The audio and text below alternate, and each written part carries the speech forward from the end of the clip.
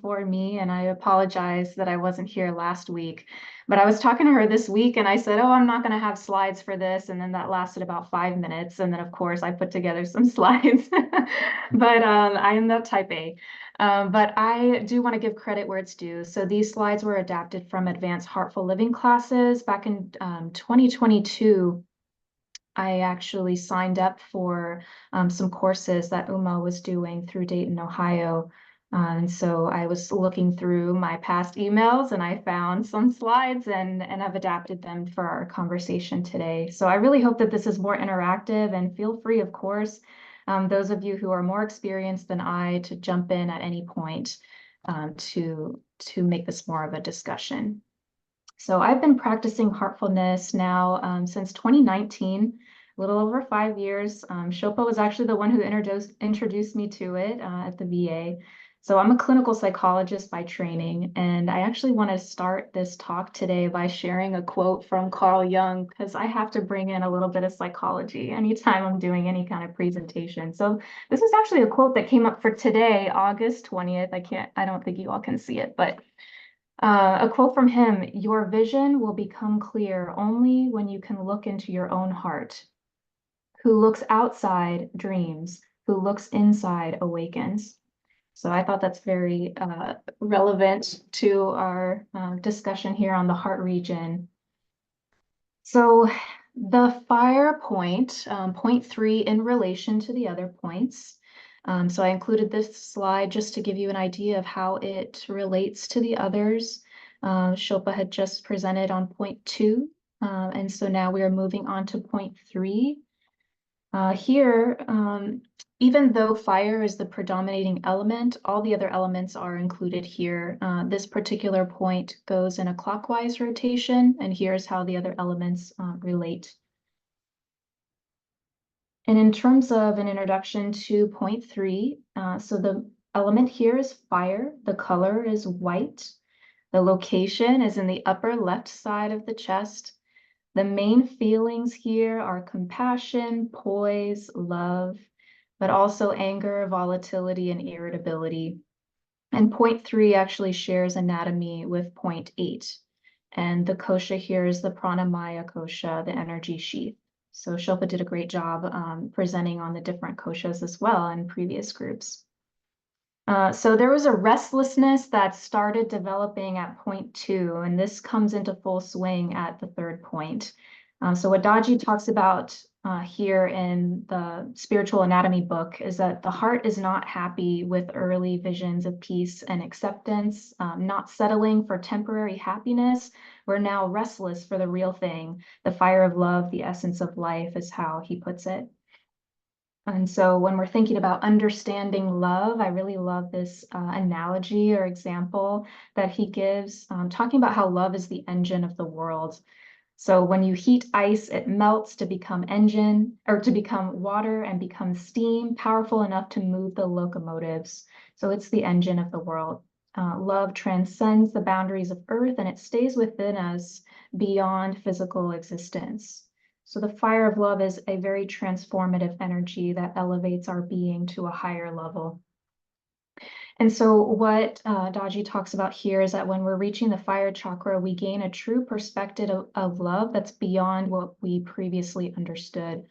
So I think many of us can probably attest to how human love can be very painful and it can leave scars. But what we're talking about here at point 3 is that there's another kind of love that can develop in us as we progress, and that this is more of a divine love, and that this is often too subtle to be measured or quantified. It really belongs to the realm beyond the material. And another thing that he talks about in the Spiritual Anatomy book is this idea of how compassion and empathy spring forth from love. And he actually describes them as being the fragrances of a humane heart. So compassion and empathy as fragrances. I found that to be a very beautiful description. And so love becomes our true nature at point 3. And so, compassion really began at point 2, but when love is entering the scene, compassion hits a crescendo, is what Daji says. And so it also helps to think about compassion by considering its opposite. So The opposite of compassion, he says, is selfishness or indifference. It's this idea of thinking about me, mine, nothing else. A self-centered state where personal fulfillment comes at the cost of others. So what he says is that both compassion and this selfishness or indifference, that they actually stem from the same source, which is passion, the root, and that's manifested in enthusiasm and a keen interest. And so what he says here is that if passion is misdirected by desires, then it can drag us down and it can actually lead to destructive behaviors. But when passion is directed from the heart, it can help us evolve our consciousness toward the greatest potential for love, connection, and positive transformation. And in the book, it also talks about how in a civilized society, compassion exists, but that oftentimes the radius is restricted. We oftentimes think of compassion as just being my own, meaning my own family, my own community. But what Daji says is that a meditative heart dissolves these boundaries, and that it's about embracing one and all. And he actually uses Jesus as an example of this, and about how Jesus had prayed for his tormentors. So using Jesus as an example of how a person can empathize and forgive without resentment or judgment. And so compassion at its zenith, it operates spontaneously without any conscious effort to be caring, loving, or kind. And so it kind of just springs forth naturally.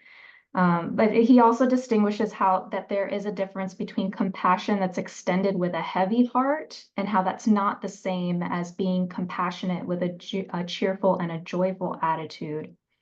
So how we are really striving for a positive attitude that lifts both the giver and the receiver.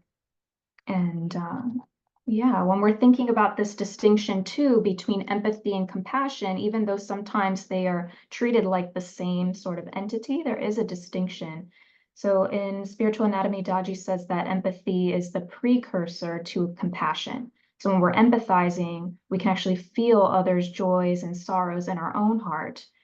And compassion is empathy in action. So empathy acknowledges this duality between ourself and the other. So there's a separation, and then compassion dissolves this separation through action.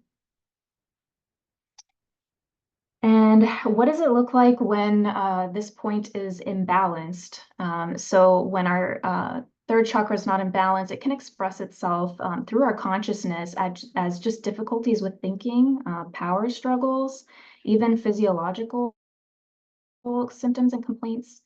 And what I've learned through Uma's classes, through our groups here, and also through the book Spiritual Anatomy, is that many of us, actually most of us, carry a heavy burden of samskaras at this chakra, and that it can take many, many decades for individuals to kind of work through this. The after effects of anger and irritability that they tend to settle here. And that if there is a lack of fire element, that can also look like how it can look like an uninterested and cold demeanor rather than a vibrant and engaged demeanor. So Daji talks about how to come into balance, we have to overcome anger and use it to our benefit, that we need to understand anger's true nature and its purpose, and that it really does serve an important function and purpose in our lives. And so reaching an absolute state of balance and identicality with point 3. So it's recognizing that anger is an energy and that we can use it, we need it for improvement. And that when anger is channeled to disrupt the status quo and improve ourselves, that it can become a righteous anger. As long as we learn to channel it towards self-improvement through patience, through practice, through a compassionate heart. And that there are also other sorts of practices in line with prana maya kosha that we can do, like exercise, breathing, anger management, just emotion regulation type skills are what I think of as a psychologist. And so the conditions at point 3 are what we tend to notice here. I mentioned before that there's this quality of volatility at point 3, but it doesn't always have to mean this like negative connotation of volatility. Volatility also has this meaning of, an ability to melt and purify. It's an ability to ascend. And so I really love this analogy of like if you're holding a matchstick, right? The flame's going to burn upward even if the matchstick is held upside down. So that's the idea here, that we are ascending towards the source, that our love is ascending like a flame toward the divine source, and that this is expressed through silent acts of compassion that we can do on a day-to-day. And also this idea that divine knowledge is not taught, it's caught. I stole that quote from the book as well. I found that to be, that resonated a lot with me. And so really what we're doing here as we're meditating is we're enlivening that latent fire element within us to experience various conditions, including that volatility of emotions, softness of the heart, that ascension towards love that I mentioned, and that we're moving from solidity to suppleness. That when we reach this, I don't know if it's possible to reach it per se, but this idea that we can start to see the beauty in others' imperfections, that we can start to embrace others fully, and that there's little room for worrying about the shortcomings of others, and instead we direct our energy toward working on our own flaws. So that's some descriptors of the conditions at point 3. And then this is my last slide here, just what can help the journey of point 3. So there's a tip for managing anger that Daji talks about in the book, and that's to postpone it. And I really love this other analogy he uses about the ripening of a mango, because mangoes are my favorite fruit. So, so that really stuck out to me. So he says the raw green mango, it causes blisters to the mouth if you eat too many right away.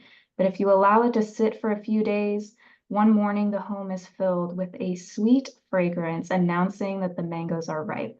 So what I interpret from this is that if you give yourself the emotional space to just allow it to transform into compassion, anger can diffuse and transform into something else. And even in the most difficult situations, we may find that the strongest emotion that we are experiencing can actually be pity rather than anger. And so a couple of different practices that are talked about when it comes to point 3 are also, cleaning, which we've talked about in our groups here. Uma mentioned this anger detox and fear detox, and I know Shrikant, you've brought them up before. I'm still learning about what this looks like. But then we've also discussed in this group the idea of like being an ocean of peace, or using that practice, just imagining ways of removing the impurities and complexities and just allowing a lightness to grow within. And just tapping back into this idea of constant remembrance, which is, maintaining the meditative condition beyond and just remaining in that prayerful state throughout the day. So all of these can help in this journey. But I did hear about how it's taken masters, many decades to work on this point. So I would love to hear others in the group, Shrikant, Shilpa, anyone else like to chime in? Anything I missed? No, I mean, it's very good. And thank you for putting this together. And you pretty much covered, the silent points which are mentioned in spiritual anatomy. For point 3, you covered it. So, but one thing I would like to add here is about the compassion. Like where you have that slide which talks about the fifth one. Yes. Is it the fifth Share one one or no? moment. Is it the last one where you talked about the compassion and feeling the subtlety, constant remembrance? The last slide, I believe, nine slide. Yes. Is it still sharing it? Yeah, it's sharing it. Yeah, 9. Okay. Yeah. 9. Okay. So here look at the clarity about the goal. So the clarity about the goal happens because, see, at the third point, the original condition at the creation, the original state sort of begins. We begin to understand that original state at third point. So that is another significance of the third point. So that's why the clarity about the goal develops significantly from third point. And so when you have the goal, right, it's like when you're traveling from, let's say, a long distance, let's say about 10-hour drive. The moment you know that you're coming closer to something, there is a sudden anxiety, sudden anxiousness to reach there. So that restlessness sort of begins from point 3 because it's sort of visible. It's like sometimes, when you're going towards the mountains, the mountain ranges you see from a very far distance. They appear as if they are like close by. So to reach those mountains, the anxiousness increases. So that kind of an anxiousness here, it is called restlessness. And of course, the constant remembrance become efficient because of the restlessness it is creating in you. Right? So you're now constantly thinking about it. And at the same time, there is a clarity.